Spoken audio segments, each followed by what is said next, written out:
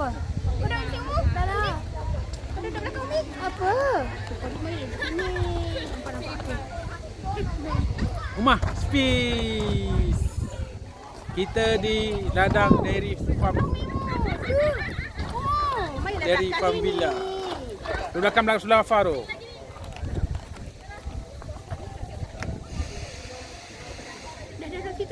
Berlatar belakangkan Gunung Kinabalu.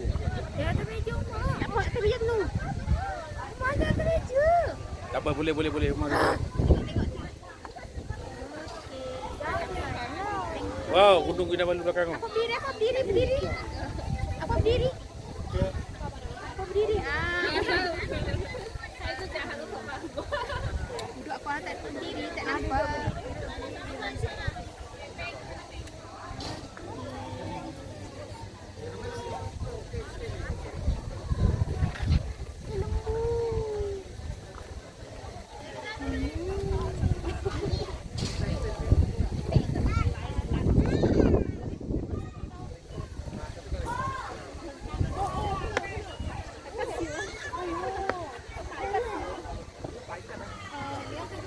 Okey.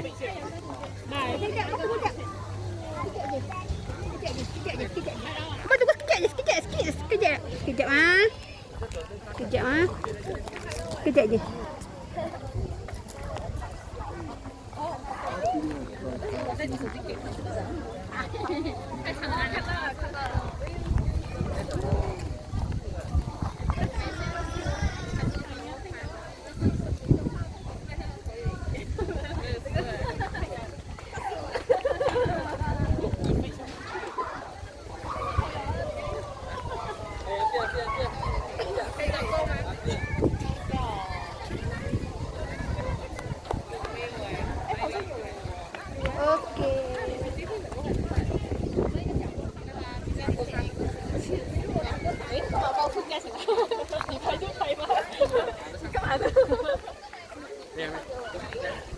Dah lah.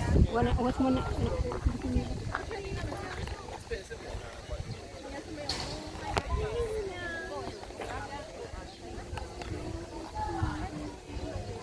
Ha, ni lah. Apa? Ni lah. Haiwan apa tu? Kan. Zuzu jinak. Apa? Oh, ni lagi Zujinak Sabah. Okey, baru tahu. Umar apa tu? Tak ada zoo ke? Alah, tu yang Afa buat tu, Afa buat Minecraft. Sabah. Ni zoo jinak Sabah. Hari ni 31 Hari bulan Mei, kita berada di Kundasang melawat anak lembu tahun 2026. tahun 2026. Tahun 20. Apa? Okey, assalamualaikum. Itu kena buat lain sekejap. Tak apalah, tak apa. Okey. Boleh buat lain. Boleh.